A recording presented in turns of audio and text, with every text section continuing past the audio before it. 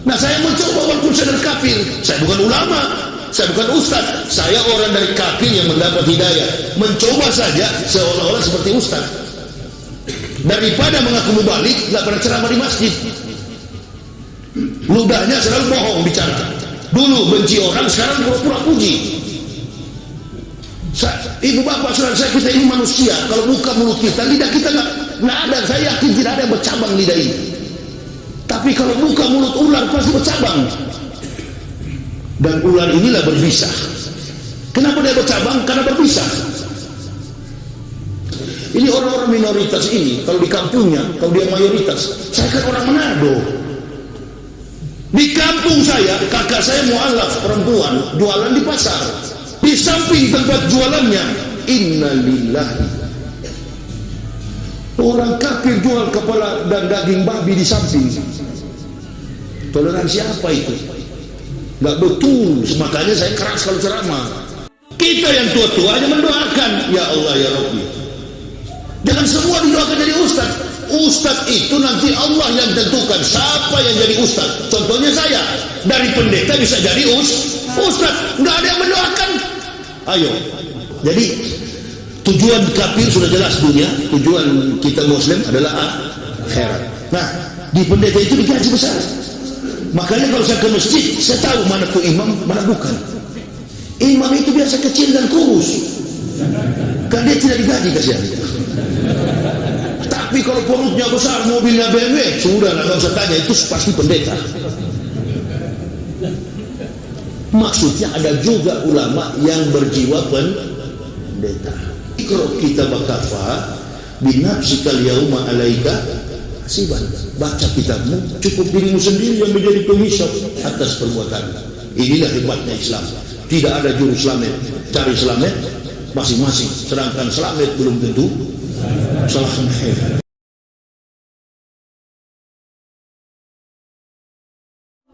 Sebelum kita lanjut, jangan lupa like, comment, subscribe, dan nyalakan notifikasinya agar tidak ketinggalan info terbaru lainnya. Semoga bermanfaat.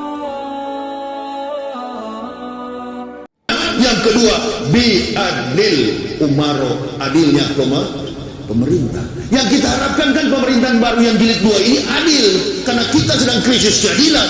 Qul amara rabbi bil qis wa aqimu wujuhakum inda kulli masjidin wa mukhlishina lahuddin kama ba'da akun ta'lamun. 5 sila dalam Pancasila. Sila yang kelima, keadilan sosial bagi seluruh rakyat Indonesia. Yang keempat, kerakyatan yang dipimpin oleh hikmat kebijaksanaan dalam permusyawaratan perwakilan. Yang ketiga, persatuan Indonesia. Kemanusiaan yang adil dan beradab. Ketuhanan yang Maha Esa. Saya suka baca dari bawah. Kalau orang hafal Pancasila jangan dari atas ke bawah, bawah ke atas. Sama kalau kita ukur IQ orang, oksigen yang di kepala orang. Tanya sapi menghadap ke timur, mana pantatnya? Kalau dia lama berarti IQ-nya rendah. Sapi menghadap ke timur, mana pantatnya? Kalau masih tunduk berpikir, lama itu sepeda itu hadiahnya. Kompetensi, kemampuan intelektual itu juga penting, knowledge. Tapi untuk merambah kemampuan kekuasaan Allah itu tidak perlu knowledge. Dia perlu apa? Recognition, pengakuan. Nabi-nabi tidak pernah ngecap pendidikan formal, jago mereka karena mereka mengedepankan pengakuan. Nah sekarang ini pengakuan artinya begini, pejabat itu harus jujur. Kalau sudah itu yang ditanamkan kepada masyarakat, insya Allah maju Indonesia ini. Tapi ingat baik-baik, karena ini pertarungan global, punya kompetensi sendiri-sendiri. Jangan gatal di punggung, garuk di kepala. Gatal di kaki, penyakit sakit kepala, minum obat sakit jantung. Begitu. Jadi tempatkanlah manusia itu pada proporsional, secara profesional dalam tugas mengejawantahkan, menjabarkan aspirasi umat. Ini Islam yang paling kita hanya 2 kok Indonesia ini. Kalau nggak hancur ke depan, insya Allah ada kejayaan Islam di masyarakat. Amin. Gospel itu kan yang dipikirkan oleh armada hantu itu yang Prabowo pikirkan. Walaupun itu buku fiksi, ya semua buku fiksi pasti. Sama dengan isu di mana Al-Quran menerangkan, hei jamaah ya ayyuhallazina amanu, sholatlah 5 waktu harus. Enggak. Ulama-ulama dengan inspirasi keilmuan mereka di bawah pengakuan tauhid yang kuat, lalu Allah memberikan kepada mereka perintah untuk melaksanakan sholat 5 waktu. Enggak ada diterangkan 5 waktu dalam Al-Quran, enggak. Kalau kita tidak percaya wahyu, percaya kita wahyu, tapi menunggu bagaimana Nabi bersabda, innal ulama warasatul anbiya, baru turun kepada ulama, baru kita paham. Jadi jangan nggak percaya ulama, percayalah ulama. Saya kalau baca buku yang paling, dosen saya bilang begini, kamu ya kalau mau supaya cepat pintar, ya bacalah buku yang kertasnya sudah kuning. Artinya belajarlah kepada ilmu-ilmu guru-guru tua tapi lihat juga tuanya. Jangan juga tua yang tadi itu, yang bunglon itu baru berubah. Cari yang memang betul-betul prinsip. Dari awal dia kiai sampai meninggal dunia kiai istiqomah, husnul khatimah.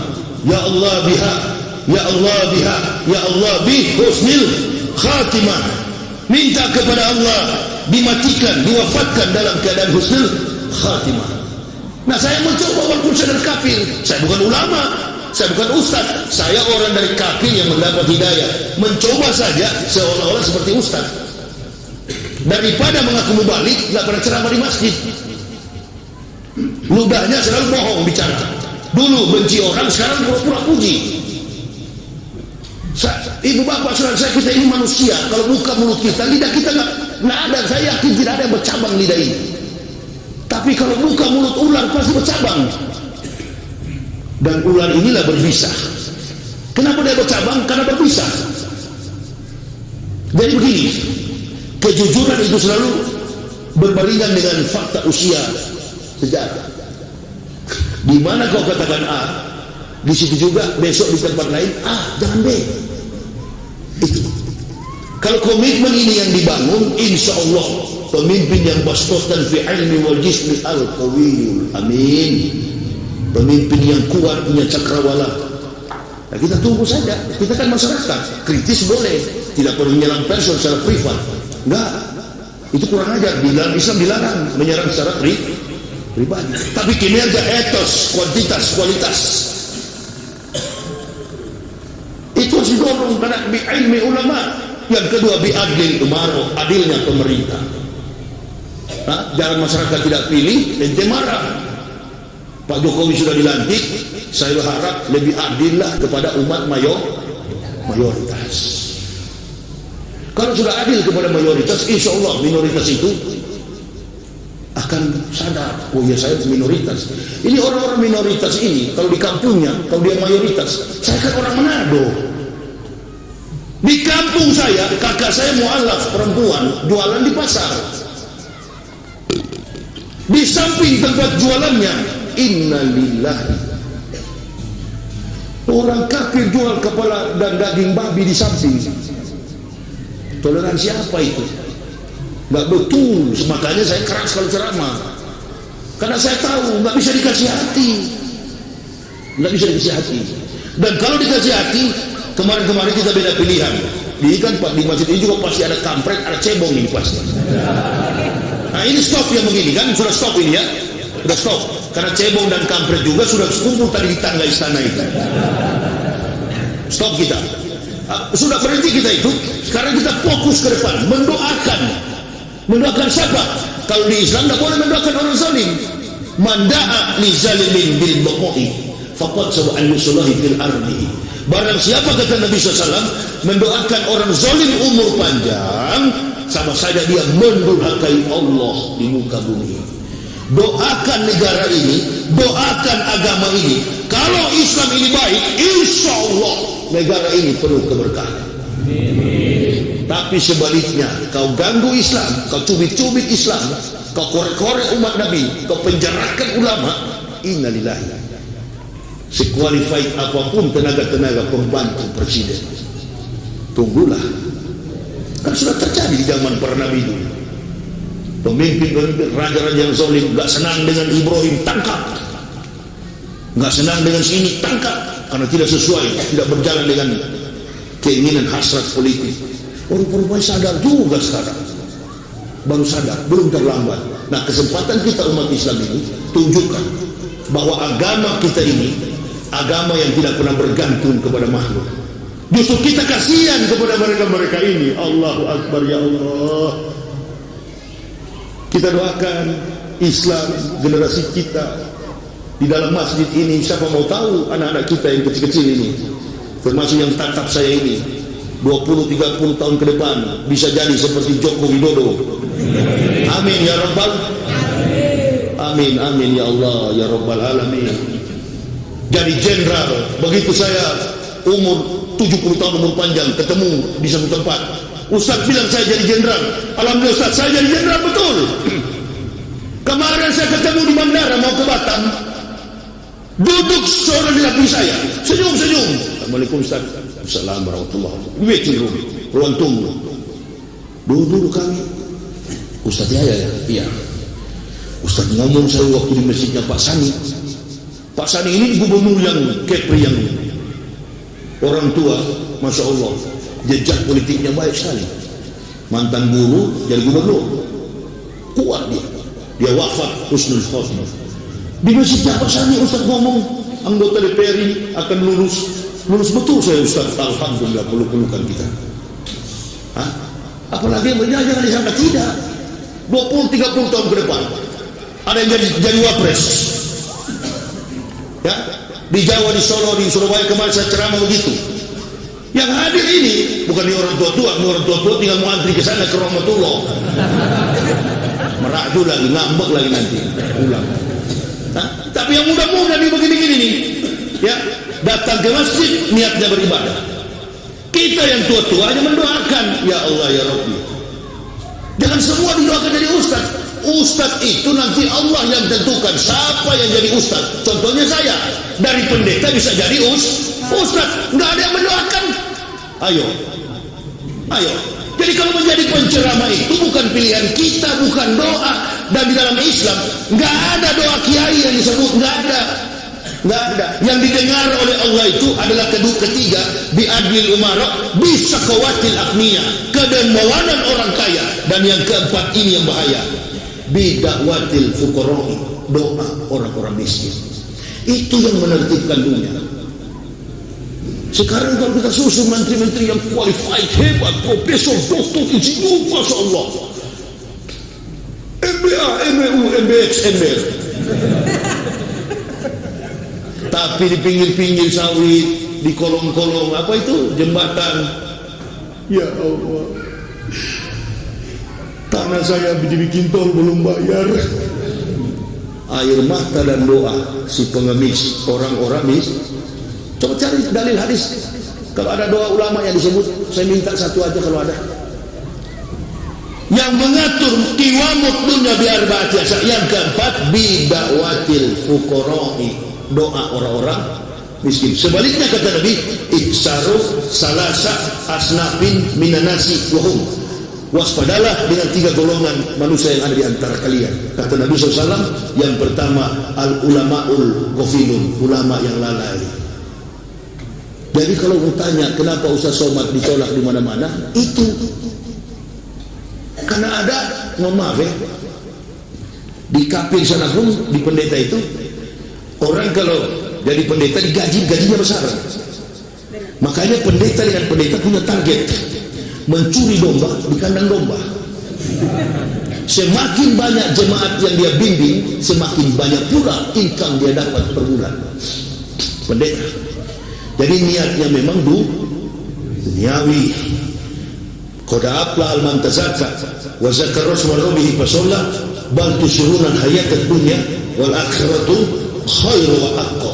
Jadi tujuan kafir sudah jelas dunia, tujuan kita muslim adalah akhirat. Nah, di pendeta itu digaji besar. Makanya kalau saya ke masjid, saya tahu mana tuh imam, mana bukan. Imam itu biasa kecil dan kurus, kan dia tidak digaji, kasihan. Tapi kalau perutnya besar, mobilnya BMW, sudah nggak usah tanya, itu pasti pendeta. Maksudnya ada juga ulama yang berjiwa pendeta. Dia jadi ustaz, dia jadi ulama, tapi niatnya berdakwah itu dunia, materi, popularitas, cari pujian. Kata Habib Rizik lebih tajam lagi, imanuhum fi amplopihim. Nah, jadi imannya di dalam amplop itu. Saya tanya kepada ustaz-ustaz di Makassar, ada nggak ustaz dari Jakarta pernah sampai ke Laluasa? Itu Laluasa itu desa terpencil di Selayar, Sulawesi Selatan. Saya istri dan anak pernah sampai di sana. Imamnya dukun. Di atas gunung tinggi sekali, minus 5 derajat kalau malam. Sampai ke sana kami suami istri, gini-gini tidak Laluasa. Kedua di Kepulauan Riau, ada nggak ustaz sampai ke Pulau Midai? Perjalanan dari Natuna 8 jam, tidak boleh perahu kecil kelotok, kami paksakan pecah perahu di tengah lautan. Sampai yang antar saya itu camat bilang, ustaz nggak bisa, ini barat, ini barat, ombaknya sampai 5 meter, di depan putih, putih merah hitam maju imam. Pak camat, saya harus pulang ke Batam karena jadwal di Batam. Karena panitia di Batam sudah telepon, ustaz kalau ente tidak hadir, bilang dari kampung saya sudah gantung spanduk ini, harus datang. Saya bagaimana mau datang? Pak camat yang tidak kasih. Nah, orang di Midai itu provinsi Kepulauan Riau, tapi untuk menyeberang ke Natuna dia harus tunggu kapal putih per minggu dari Pontianak. Saya paksakan hari itu, Pak camat, jangankan perahu kelotok yang 2 ton, perahu setengah ton pun saya siap diantar. Ah ustaz janganlah, ini ombak besar, ini sudah berbatasan dengan Laut Cina Selatan, pokoknya cari perahu. Tidak ada juga ustaz yang mau antar, cari orang Islam yang sudah lupa Al-Fatihah. Itu biasanya berani mati karena nyali 2 orang di dunia ini yang berani mati. Ya? Ibu mau tahu, secara psikologis saya sudah pelajari dan beberapa keterangan rujukan Quran dan hadis. Orang manusia yang berani mati cuma 2 karakter manusia.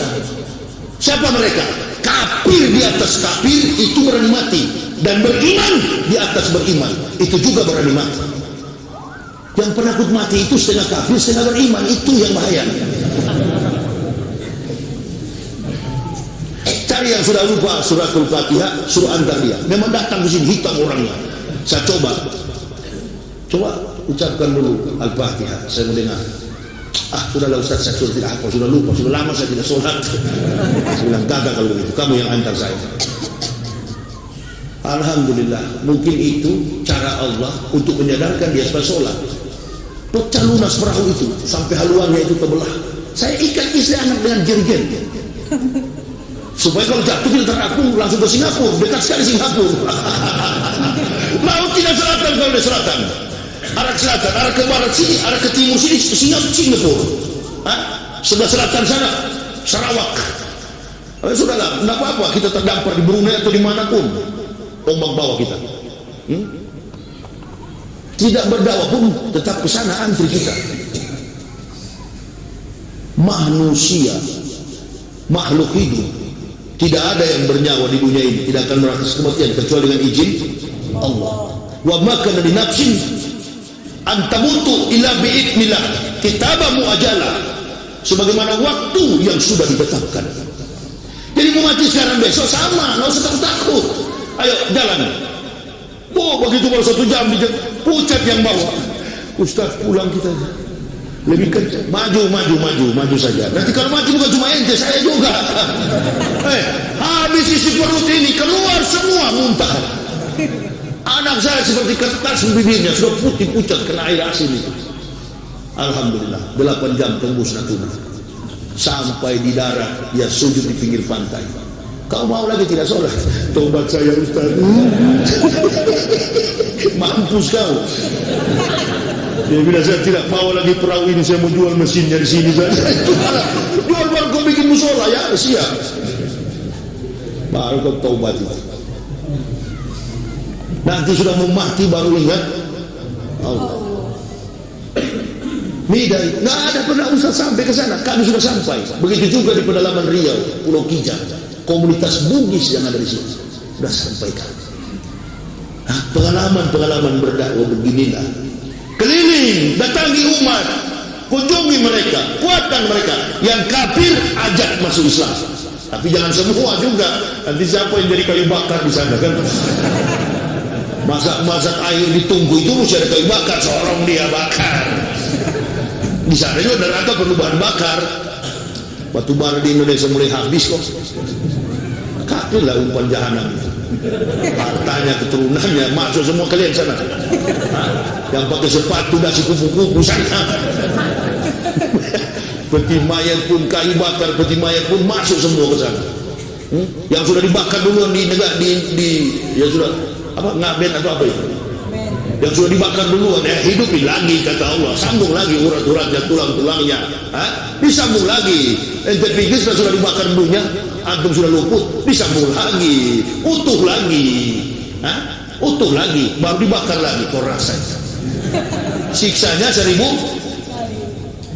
kali disiksa pada dunia. Masya Allah. Datanglah ditempatkan neraka paling dalam. Inna atadna lil kafirina salasila wa aklala wa sa'ir. Sa'ir, neraka yang paling dalam, tempatnya orang-orang kafir. Itu saya bilang, makanya umat Islam ini mutiara, ya, tetap masuk surga umat Islam, dia tidak sholat-sholat. Yang penting KTP Bandung di Sunda, mohon. Malaikatnya kan orang-orang Sunda, malaikatnya di sana pakai bahasa Sunda, asik. Ditanya bahasa Sunda masuk surga, bahasa Jawa orang Jawa pakai bahasa Jawa. Sopo nyerengan tuh Jokowi Widodo. Iya kata malaikat, mantan presiden RI 2 periode ya. Silakan Pak, surganya lantai 50. Nggak ada protokol, nggak ada ini apa pas pampres, sendiri ke sana kawan. Sendiri ikro kita bakafa binafsikal yauma alaika hasiban. Baca kitabmu, cukup dirimu sendiri yang menjadi penghisap atas perbuatanmu. Inilah hebatnya Islam. Tidak ada juru selamat, cari selamat masing-masing. Sedangkan selamat belum tentu selamat. Malaikat bilang, oh iya Pak Jokowi ya, Masya Allah pade. Silakan Pak, lantai 50 Pak kalau presiden. Begitu baru di lantai 25, nggak pakai lift, pakai lantai seperti hotel tadi, Syariah, Narapati, ngos-ngosan sampai ke atas. Lantai 50, begitu lantai 25, malaikat bilang, sebentar Pak, turun dulu Pak. Ada unggahan dari dunia, diupload dari dunia ini, unggahannya. Bapak tidak terlalu hafal suratul Fatihah, turun dulu.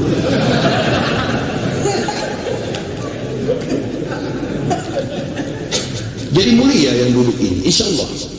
Mati kita, kalau jamaah malaikat mungkar dan nakir banguninnya pakai kaki, ya Abdullah bangun. Tadi interogasi dulu di liang kubur, betul apa betul? Betul apa betul? Iya apa iya? Pakai kaki kepada jamaah, bangun Abdullah, bangun. Bangun. Waalaikumsalam. Salam. Di Indonesia, di Bandung, Muslim NU atau Muhammadiyah? Oh saya kebetulan NU Mak. NU? Iya. Berarti surgamu agak ke kanan deh. Ada Alfamart, Indomart, ambil kiri. Besok lagi tendang satu. Bangun. Majid. Ya. Di Indonesia, di Sunda, NU atau Muhammadiyah? Oh saya kebetulan Muhammadiyah Pak. Aduh, sudah di akhirat ini ya. Udah bangun, kapas-kapas dibersihin, hidung cabut, kuping cabut. Muhammadiyah, ya surganya agak ke kiri, nanti ada lampu merah, kopo elok, belok kanan. Kopo indah, kopo apa Sukomenak Jaya, belok kiri. Itu surganya. Carilah saja kalau ada surga NU, Muhammadiyah, NU, Naqsabandiyah, Al-Wasliyah, Banser, FPI, Ansor, nggak ada organisasi itu. Orang Islam begitu meninggal dunia, malaikat mengucapkan di pintu surga dalam Quran surah Al-A'raf, salamun alaikum bima sabartum. Orang kafir di Bordolia disediakan bagi mereka inna atatna lil kafirina salasila wa aklala wa sa'ir. Disediakan bagi orang kafir belenggu, rantai dan neraka yang menyala-nyala. Inilah akhir kehidupan manusia. Surga dan kuburan itu cuma transit. Lalu ngapain ente di dunia ini terlalu menghargai dirimu? Dianggap sudah hebat, ambisi mencapai dunia, kendati suara dibunuh, ambisi mencapai dunia, kendati saudara dihina, difitnah, dicaci maki. Makanya kasus Pak Wiranto itu stop, kita main-main apa itu? Jari. Apa itu? Jari jempol kita ini berhenti. Berhenti. Ini karena apa? Kata bapak orang tua dulu. Karena mulut, badan binasa.